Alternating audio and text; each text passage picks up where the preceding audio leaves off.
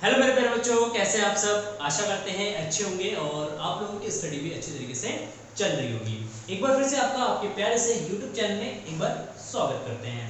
बच्चों, आज इस वीडियो में हम बात करेंगे, ये आपका पार्ट 3 है, लाइट रिफ्रैक्शंस एंड रिफ्लेक्शंस के, प्रकाश का परावर्तन और अपवर्तन का ये पार्ट 3 है। इससे पहले ऑलरेडी हम 2 पार्ट कर चुके हैं और इस पार्ट में हम बात करेंगे रे डायग्राम की। इसके रे डायग्राम बनाएंगे आज, रे डायग्राम, ठीक ना, जिसको हिंदी में कहते हैं किरण आरेख। मतलब किरण आरेख के द्वारा हम ये सीखेंगे आज कि जो गोलीय दर्पण है, अवतल दर्पण है, उत्तल दर्पण से प्रतिबिंब को कैसे बनाया जाता है, ठीक ना। जैसे अलग अलग लोकेशन पे अलग अलग स्थितियों में वस्तु रखी होती है, तो उस वस्तु का जो प्रतिबिंब बनता है किसी दर्पण के द्वारा, वो प्रतिबिंब कैसे बनाया जाता है, उसके क्या रूल्स है और किस किस सिचुएशन में प्रतिबिंब कैसा होता है, वो सारी चीजें आज हम इस वीडियो में डिस्कस करेंगे। तो देखिए, सबसे पहला कुछ रूल्स है, क्या है, कुछ रूल्स है। पहले रूल्स के बारे में बात करेंगे, ठीक है। रूल क्या है, तो सबसे पहला रूल है कि अगर कोई भी रे दर्पण के मुख्य अक्ष के समानांतर आती है, जैसे मान लो ये हमारा एक अवतल दर्पण है, ये अवतल दर्पण है आपका, ठीक। अगर कोई भी रे मुख्य अक्ष के समानांतर आती है तो इस दर्पण से परावर्तन के पश्चात वो हमेशा मुख्य फोकस से होकर जाती है। अगेन रिपीट करता हूं कि कोई भी किरण अगर मुख्य अक्ष के समानांतर दर्पण पर आपतित होती है तो अपवर्तन के पश्चात वह मुख्य फोकस F से होकर जाती है। पहला rule number first. Second rule just इसका अपोजिट है, जस्ट इसका क्या है, अपोजिट है। जैसे ये आपका दर्पण हो गया, चाहे वो कॉन्केव मतलब उत्तल दर्पण है या अवतल दर्पण, दोनों के केस में समान है। अगर कोई भी प्रकाश की किरण अगर मुख्य फोकस से होकर जाती है, किससे, मुख्य फोकस से होकर जाती है, तो दर्पण से परावर्तन के पश्चात वह मुख्य अक्ष के समानांतर हो जाती है, ठीक। क्या है कि अगर कोई भी प्रकाश की किरण मुख्य फोकस F से होकर जाती है तो दर्पण से परावर्तन के पश्चात किरण जो है मुख्य अक्ष के समानांतर हो जाती है।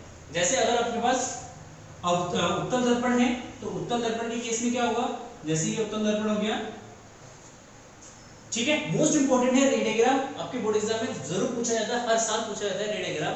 बल्कि क्या देखोगे कि वस्तु जो है आपके फोकस पे है तो प्रतिबिंब कहां बनेगा, उसका नेचर कैसा होगा, किस तरीके का बनेगा, छोटा होगा, बड़ा होगा, सारी चीजें पूछा जाता है। तो उसी के बारे में आज हम डिस्कस कर रहे हैं। तो देखिए, ये हो गया इसका फोकस F।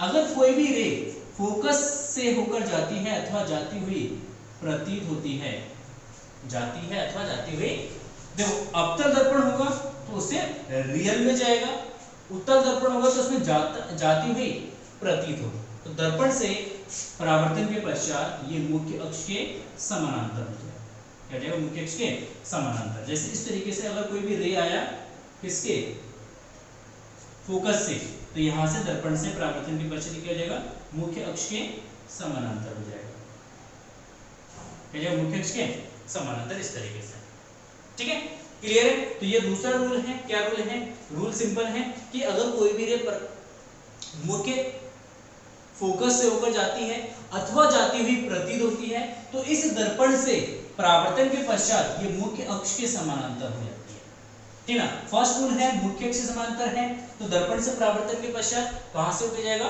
फोकस से होकर जाएगा। जैसे अगर उत्तल दर्पण है हमारे पास, कैसा दर्पण है, उत्तल दर्पण,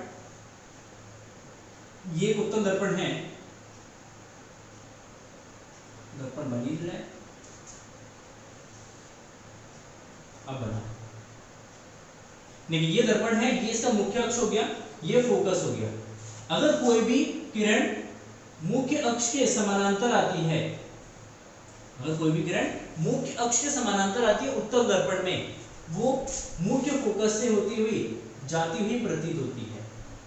ऐसा हमें फील होगा कि ये कहां से जा रहा है, मुख्य फोकस से होके जा रहा है, इसलिए हमने इसको क्या कर दिया, डॉटेड लाइन से बना दिया। सेम वही केस है यहाँ पे मुख्य अक्ष समानांतर है, फोकस से गया, यहाँ पे मुख्य अक्ष समानांतर है, फोकस से जाता हुआ प्रतीत हुआ। तो दो रूल्स हो गए। एंड थर्ड रूल है, बहुत ही सिंपल सा रूल है, अगर कोई भी प्रकाश की किरण, डाई रखना पड़ेगा मुझे लगता है दर्पण बनाने के लिए। देखिए, अगर कोई भी प्रकाश की किरण पोल पे इंसिडेंट होता है, किस पे? पोल पे।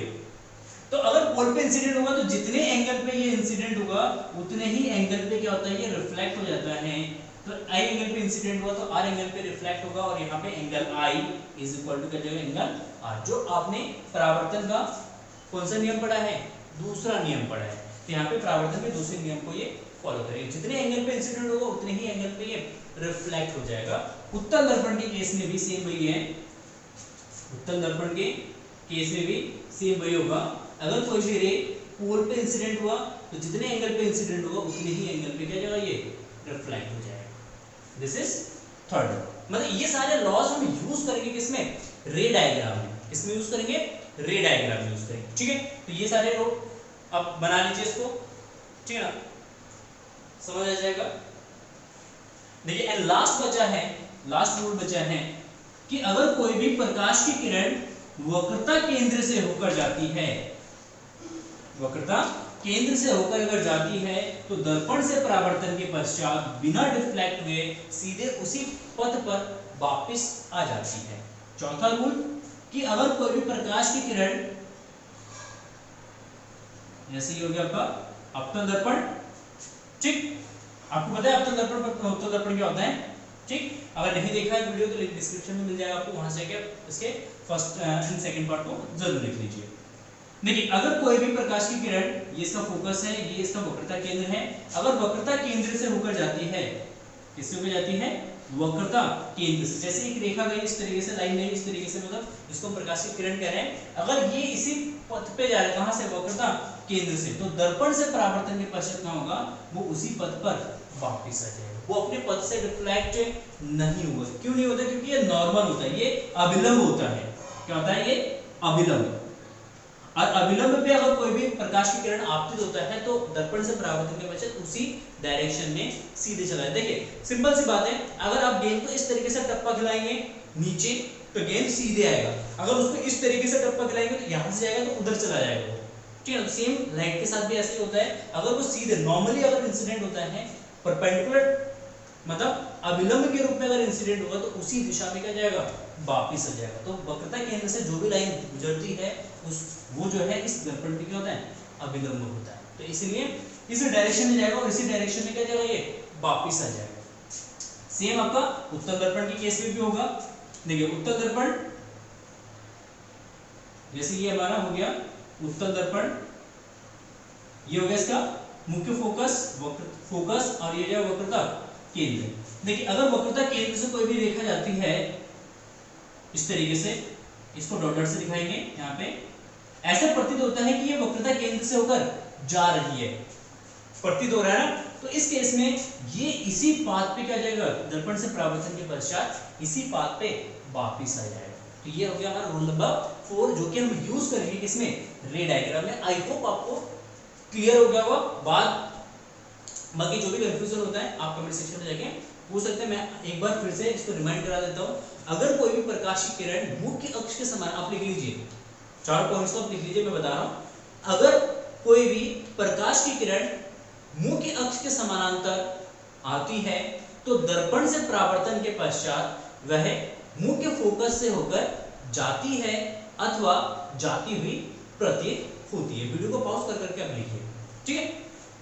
दूसरा, अगर कोई भी प्रकाश की किरण मुख्य फोकस से होकर जाती है अथवा जाती हुई प्रतीत होती है तो दर्पण से परावर्तन के पश्चात वह मुख्य अक्ष के समानांतर हो जाती है। थर्ड, अगर कोई भी प्रकाश की किरण पोल पे इंसिडेंट होता है, पोल पे आपतित होता है, तो जितने कोण पर वह पोल पर आपतित होता है उतने ही कोण पर वह पोल से परावर्तित हो जाता है। विपरीत दिशा में क्या जाएगा, पोल से परावर्तित हो जाएगा। चौथा, अगर कोई भी प्रकाश की किरण वक्रता केंद्र से होकर जाती है तो दर्पण से परावर्तन के पश्चात अपने मार्ग से बिना विचलित हुए सीधे उसी मार्ग में वापस लौट आती है।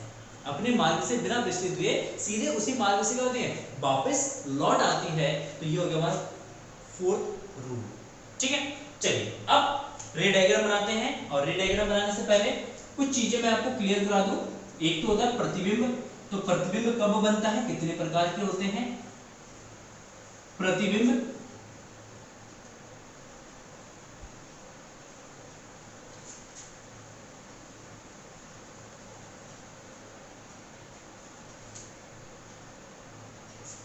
प्रतिबिंब, क्योंकि हम प्रतिबिंब के बारे में पढ़ना है तो सबसे पहले प्रतिबिंब के बारे में जान लेते हैं कितने प्रकार के होते हैं, प्रतिबिंब कैसा होता है। देखिए, प्रतिबिंब का मतलब होता है कि अगर किसी वस्तु से दो किरणें निकलती हैं, जैसे आपका मैं प्लेन मिरर का दिखाता हूँ, प्लेन मिरर का एग्जांपल देता हूँ कि प्लेन मिरर से किस तरीके से इमेज बनता है। जैसे ये हमारे प्लेन मिरर हो गया, मतलब समतल दर्पण हो गया, हिंदी में कहते हैं समतल दर्पण। ना इंग्लिश के वर्ड निकल जाते हैं क्योंकि इंग्लिश मीडियम में पढ़ाता हूँ मैं, तो निकल जाते हैं बार बार। तो देखिए, समतल दर्पण, समतल दर्पण के सामने अगर कोई भी वस्तु रखी है, जैसे एक बिंदु वस्तु रखी है, एक बिंदु है इस तरीके से, इस बिंदु का एक प्रतिबिंब बनेगा कहाँ, इसके पीछे। तो वो प्रतिबिंब क्या है, उस प्रतिबिंब के बारे में हम एक्सप्लेन कर रहे हैं। तो देखिए, सिंपल सी बात है, इस वस्तु से दो प्रकाश की किरणें ले लेते हैं, इस तरीके से दो प्रकाश की किरणें ले लेते हैं। तो जो समतल दर्पण है, ये समतल दर्पण क्या करेगा, जब इस पे प्रकाश की किरण आपतित होगा तो ये प्रकाश की किरणों को क्या कर देगा, परावर्तित कर देगा। कितने एंगल पे, जितने, ये इसका नॉर्मल हो गया, ये क्या हो गया, इसका अभिलंब हो गया, अभिलंब क्या हो गया, अभिलंब। तो जितने कोण पे यहाँ पे आपतित होगा उतने ही कोण पे ये क्या करेगा, इसको वापस कर देगा इस मार्ग में। ये आई एंगल और ये आर एंगल। सेम यहाँ पे एक नॉर्मल ड्रॉ कर लेते हैं हम। देखिए, यहाँ पे जितने कोण पर आपतित होगा उतने ही कोण पर यहाँ से भी क्या हो जाएगा, ये परावर्तित हो जाएगा। दोनों कोण क्या होंगे, आपस में बराबर होंगे। तो परावर्तित किरणें, जो दर्पण से किरणें परावर्तित हो रही हैं, ये परावर्तित किरणों को अगर पीछे मीट करेंगे, इसको पीछे बढ़ा दो, इसको परावर्तित किरणों को क्या कर दो, पीछे बढ़ा दो डॉटेड लाइन में।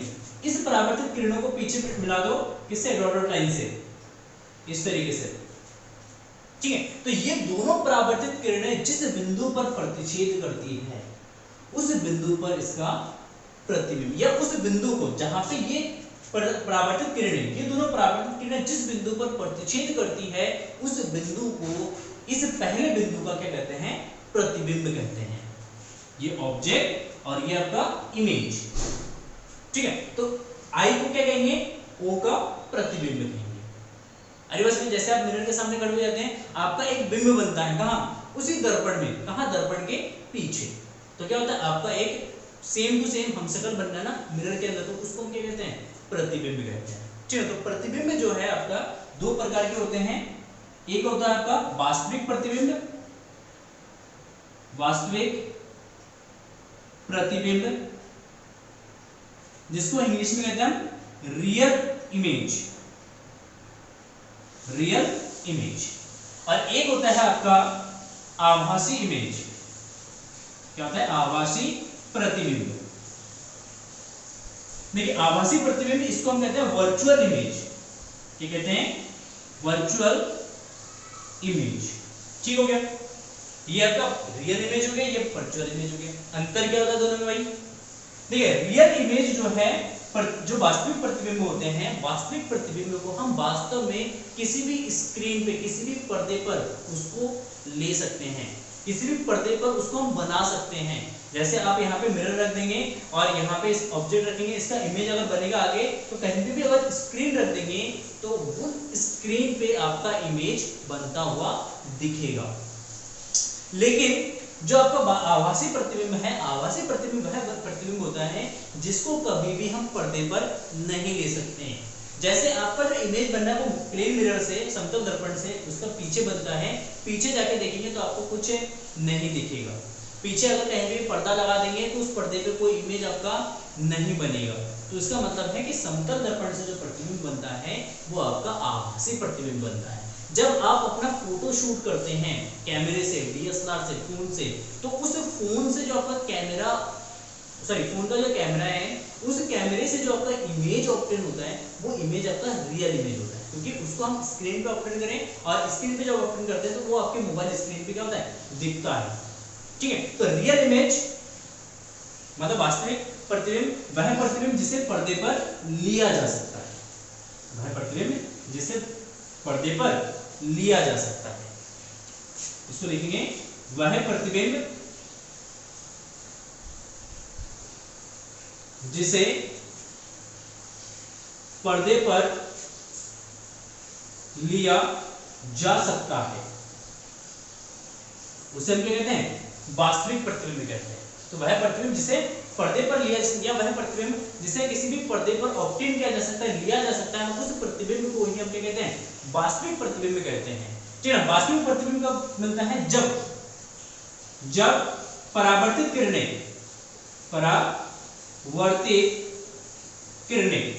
दर्पण से परावर्तित किरणें वास्तव में मिलते हैं। मतलब जब दर्पण से किरणें क्या होंगी, परावर्तित होंगी, और वो परावर्तित किरणें अगर वास्तव में किसी बिंदु पर कट कर रहे हैं, वास्तव में वो किसी बिंदु पर प्रतिच्छेद करते हैं या वास्तव में वो किसी बिंदु पर मिलते हैं, तो उस बिंदु पे जो प्रतिबिंब बनेगा वो आपका वास्तविक प्रतिबिंब बनेगा। कैसा प्रतिबिंब बनेगा, वास्तविक प्रतिबिंब बनेगा। समझ में आ रहा है? ठीक है, समझ में आ जाएगा जब ये डायग्राम बनाएंगे। बस आपको याद कर लेना है अभी कि जब परावर्तित किरणें वास्तव में किसी भी बिंदु पर प्रतिच्छेद करती है या मिलती है तो उस बिंदु पर आपका वास्तविक प्रतिबिंब बनता है।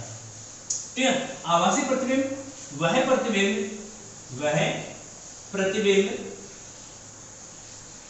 जिसे पर्दे पर नहीं लिया जा सकता है, वह प्रतिबिंब जिसे पर्दे पर नहीं लिया जा सकता है आभासी प्रतिबिंब कहलाता है। कैसा प्रतिबिंब कहलाता है, आभासी प्रतिबिंब कहलाते हैं। और यहाँ पे जब परावर्तित किरणें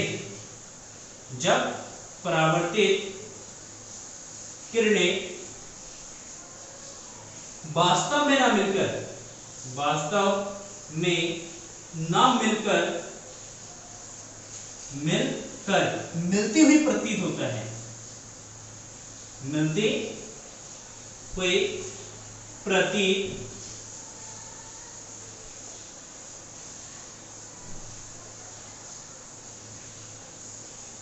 उस बिंदु पर कैसा प्रतिबिंब बनेगा, आभासी प्रतिबिंब बनेगा।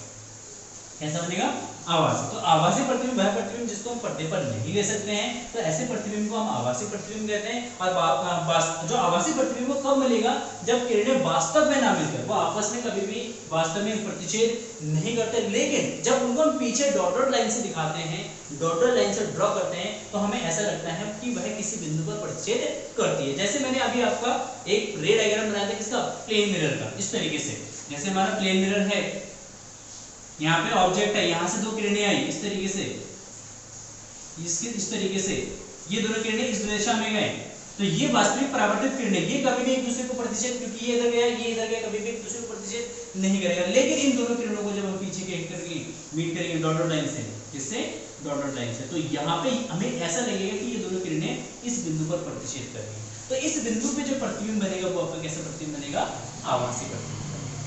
कैसा बनेगा, आभासी। तो आभासी प्रतिबिंब हमेशा डॉटेड लाइन से बनेगा, वास्तविक प्रतिबिंब हमेशा वो डार्क लाइन से बनेगा। कैसे बनेगा, डार्क लाइन से बनेगा। ठीक हो गया। दूसरी चीज, आभासी जो वास्तविक प्रतिबिंब होता है, रियल प्रतिबिंब होता है, ये हमेशा आपका उल्टा बनेगा। कैसा बनेगा, उल्टा बनेगा। इसको कहते हैं इन्वर्टिबल।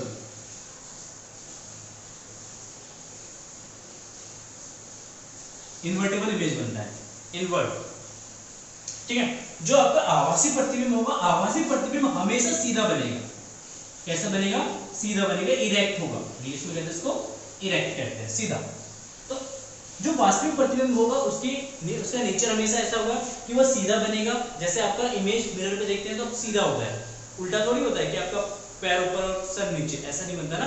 तो हमेशा कैसा बनेगा, सीधा बनेगा। जो आपको वास्तविक प्रतिबिंब होगा वो हमेशा कैसा बनेगा, उल्टा बनेगा।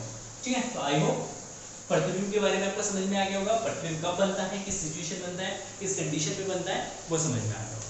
अब देखते हैं हम किरण आरेख द्वारा प्रतिबिंब का बनना, किरण आरेख द्वारा प्रतिबिंब का बनना। देखते हैं सिंपली,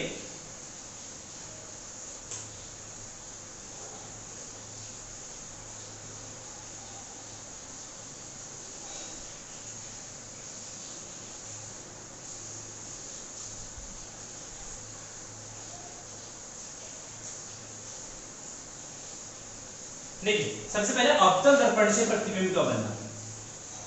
अवतल दर्पण से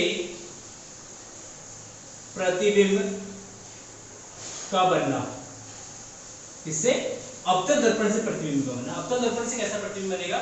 देखिए सबसे पहले यहाँ पे ये ले लेते हैं, एक अवतल दर्पण ले लेते हैं। ये हमारा एक अवतल दर्पण हो गया, ठीक है। ये इसका मुख्य अक्ष हो गया, सबसे पहले आपको मुख्य अक्ष ड्रॉ करना है। ये इसका फोकस हो गया और इसके डबल में क्या जाएगा आपका वक्रता केंद्र हो जाएगा सी।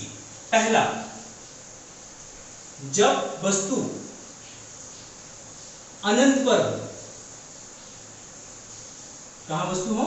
अनंत पर, मतलब बहुत दूरी पर हो। अनंत का मतलब यहां पे समझिए, अनंत का मतलब ऐसा नहीं कि बहुत ज्यादा दूर। अनंत का मतलब है कि अगर लेंस छोटा है, लेंस कैसा है, सॉरी दर्पण जो है छोटा है, तो उसके कंपैरिजन में 10 मीटर या ज्यादा से ज्यादा 100 मीटर आपका क्या हो सकता है? अनंत हो सकता है। 100 मीटर का जो डिस्टेंस है वो इस दर्पण के लिए क्या हो सकता है? अनंत दूरी हो सकता है, ठीक है।